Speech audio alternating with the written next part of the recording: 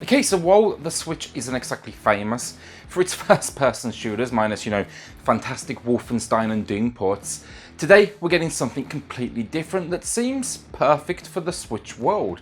HYPERCHARGE Unboxed, a first-person shooter that combines itself with tower defense elements, then it's all set within the world of toys coming to life. Yes, it's basically Toy Story with guns, but can this first-person shooter deliver the goods? Well, hit subscribe if the video helps you out. Let us know if you'll be picking this one up in the comments below. And with that, let's get this started.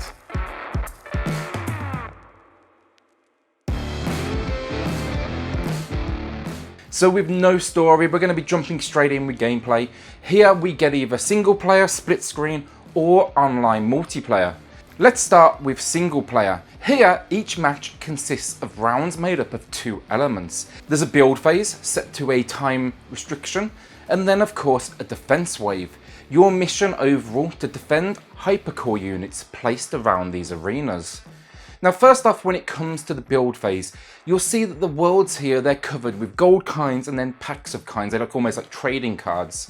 It's the in-game currency that allows you to purchase these defense types, so collecting these at the beginning of each round will be your starting point. Now as you progress, enemies will also drop them as you wipe them out. For your defences, expect everything here from toy gun turrets to walls to bombs. There's a whole lot of selection here, and part of the fun is just seeing how effective each is against different types of enemies. Now gold coins then can also be used to purchase new weapons and upgrades in preparation for the defence phase. This building phase collectathon for gold coins, it also forces you to explore the arenas, the maps, and that's the great way this game teaches you where to go, by forcing you to explore and then follow these trails of gold. The build phase, it's an interesting design, but I do wish they gave me a little bit more flexibility in where I could place structures. What we get sadly here, it's very kind of specific build zones that typically surround the hypercore units or are very close. It takes away from any sort of strategy in making your own decisions. Last up then for this building period, we also get batteries that can be placed within each hypercore unit. Essentially the best way to look at these is they're shields for each location, and as you bump up the difficulty and progress, these will become key to your success. With the build phase over, that's where you're going to be moving on to the defense phase and what is the gunplay, and I gotta say it's solid. Here expect the genre standard sprint, jump, double jump, attack, zoom, melee attack. The combat's great and by far the standout area for HYPERCHARGE Unboxed. While waves are typically, pretty repetitive in enemy design, they are toys after all, you're going to be seeing more than enough enemy types to keep things fresh. They all bring different skills and challenges to the table. This game will for sure, I know this much, make you hate spinner tops. HYPERCHARGE Unboxed frequently forced me to change up my approach. You can't just camp out here and wait. I tried it as a strategy and it failed miserably. What really helps this game overall though, it's the designs of the levels and then the enemy attack approaches. This could have very easily been enemies just walking towards me at a ground level, but it quickly establishes that there is more going on than meets the eye with these arenas. Enemies will climb down from surrounding structures, even coming in from the very top of the screen on parachutes or walking along pipes. It keeps things exciting with a vertical design to not only explore, but to be attacked from too. Even some of the enemies, they're not necessarily on foot. Planes are a pain in the ass, as are the cars that come flying towards you. On starting this game, I had no idea I would personally be walking along pipes on the roof, sniping toys as I strategically jumped my way around the world, making my ascent. That was a very, very welcome surprise. These arenas, they are what separate this game entirely and make it so unique. Then with that, we actually get 10 maps to choose from.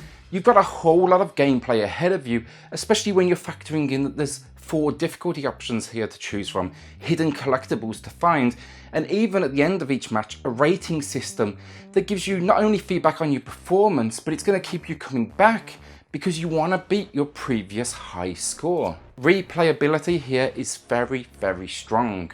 Now outside of single player, then we also get local split screen alongside online multiplayer. The multiplayer, it allows you to band together in a team of 4 to win. This, I will say, doesn't quite have the same impact as solo, surprisingly. It's fun playing with others, don't get me wrong, that's for sure, but it does reduce some of the intensity of battles, because with 4 players you tend to just kind of camp yourself at 1 hypercore each and simply wait on enemies to approach. It just kind of removes that manic feeling of running around as you realise that hypercore is being attacked and you need to find your way there ASAP. With multiplayer then, they also mix up the gameplay further with 8-player PvP coming in 2 variations. We get Deathmatch and Plague. Deathmatch, it's individual, not team-based, and then Plague mode, it's essentially infected players hunting down the rest. Here, those with the Plague have special abilities to give them an advantage on the battlefield. Think extreme life and increased speed. Both of these are very nice additions to mix up the formula. So last up for gameplay, I just quickly want to touch on controls again. It's all pretty standard as I said, but HYPERCHARGE Unboxed does take advantage of the gyroscope controls in the Switch, and this is used when you zoom in with a weapon. It works absolutely fine, there's no doubt about it. They even actually use it on the menu so you can look around the environment on display. These will be in the background of the menus. I actually really liked it. It adds absolutely nothing to the game, honestly, but it was a fun realization, and I found myself looking around each time I loaded up the game after discovering this. If it's not for you though, I will say this, and because honestly I'm not a big fan, you can turn it off in the options menu if you like. That's what I did. Overall, the gameplay on offer, it's a lot of fun. The mechanics here were relatively basic, but the game more than makes up for that with interesting arenas to explore, fantastic vertical designs, and just fun online modes. Yes, I do wish it had a fully fledged story mode here, but with 10 arenas to unlock, it still feels that feeling of progression that I wanted. It even tops it all off with collectibles, difficulty modes, and medals to earn. It's nice seeing a shooter bring something different to the table and not skimp on content. So graphically speaking, it's a great job again. These arenas, they're truly stunning, and everything in the world feels realistic to these environments. From storage units to toy stores to kitchens to bathrooms, they're instantly recognizable. And there's just so much here to see as well. I mentioned enemies before, and that's because there's just so many throwbacks to my own childhood in their design. Like, who remembers those classic green toy soldiers on bases? A great simplistic design and toy from back in the day. But here we even get the paratrooping ones. As a kid, I remember throwing these down my parents' staircase, and instantly this just got my nostalgia going. Maybe that's not a toy you personally remember, but maybe you will remember the robots, the toy planes, the action figures, the Lego. There's so many models in here, I'm pretty confident there's something for everyone to recognise and kind of latch onto. This very quickly adds to the charm of the whole experience. Also, on that note, I've got to add, the enemy animations, they're fantastic. They each realistically move to their own restrictions, whether that's, toys stuck to a base, through to robots who move in a suitably kind of jagged manner. We even get animations where parts of toys fall off as their health drops. It's a small thing that makes a huge difference. It also shows to me a lot of care has been put into this one. Then with the graphics being toys, it's just overall so bright and vivid. The colours, they just absolutely pop. It's never boring or dull, waves of colour just attack you, and that's so refreshing for the first person genre. Fortunately, when the Switch is docked or undocked, it easily handles this as well, and the sharp visuals, they're always impressive. We even get a character designer in here to play with, and yeah, it's first person, so you never really get to see them yourself, but it's still a nice addition to allow you to add your own personality to your action figure character. Now also remember, playing online, others will see you, so this variance actually helps. Now last up for the graphics, the build mode hits all the right marks too. Structures are varied and they just all make sense. You've got castles, you've got Lego blocks, all sorts of things from the toy box. And another example of this is just buying weapons and upgrades. Here, the stores, they're actually the toy boxes themselves, and you're simply taking them out of the packaging. Everything here, it makes sense, and nothing breaks that toys to life immersion. If I had any minor complaints, it would be the very occasional texture popping. It's rare, and I'm stretching it a little bit there, honestly, but I did notice it on a few occasions. And then the very occasional frame rate drops. These were typically when I was completely swamped with enemies. My last complaint, and it's one that impacts the game in no way, but in multiplayer, before you begin, you're a floating camera. You know, it just kind of gives you the ability to explore the world around you as you fly around, but it's weird because there's no restrictions on where you can fly. On one of the levels, like a storage room, a door's open to the outside world. You can actually see a car parked outside. Normally you can't get there, there's an invisible wall. But in this case, I flew straight outside and saw that nothing had been put in place there. I mean, why would they build this outside world up? It makes no sense, the game never goes there. But yeah, I was able to fly out there and see it. It was just kind of weird. As I say, it in no way impacts the game. I just thought it was strange that the invisible barriers didn't stop me and just kind of allowed me to see this. Overall, graphics, they're great and one of the best visual experiences on the eShop I've had in some time.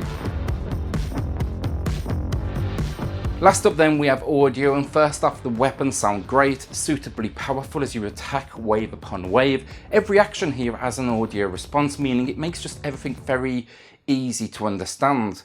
And then the soundtrack I really enjoyed. Music goes from calm during the build phase to particularly electronic during battles. It's hitting all the right notes for me of, you know, that calm before the storm vibe through to then the intensity and excitement of battle. Audio is just another great effort from the developers, and it continues to push the high level of polish here. Overall, HYPERCHARGE Unboxed just gets so much right. Great level design, strong controls, vivid graphics that recreate instantly recognizable environments and toys, all packaged with gameplay options that will make you want to go back, whether that's to, you know, beat a previous performance or find all the collectibles, or simply jump in and play online. My only request actually here in a sequel is give us a true story mode. The idea of toys coming to life is just a great opportunity for a fantastic story. And then I would probably also say a little bit more flexibility on where we place our defenses. Don't restrict our choices, let us get more creative too. Outside of all this, my only real issue was that occasional frame rate stutter, but they were very, very few and far between. Even then, at a price of $19.99, there's very little holding this one back, and with that in mind, today we're going to be giving HYPERCHARGE Unboxed a great 8 out of 10. Thanks so much for watching. Will you be adding this one to your eShop collection? Hit like below if this video helps you out. Hit that subscribe button while you're down there. Join our Switch family. And with that, we'll see you all on the next Gaming X.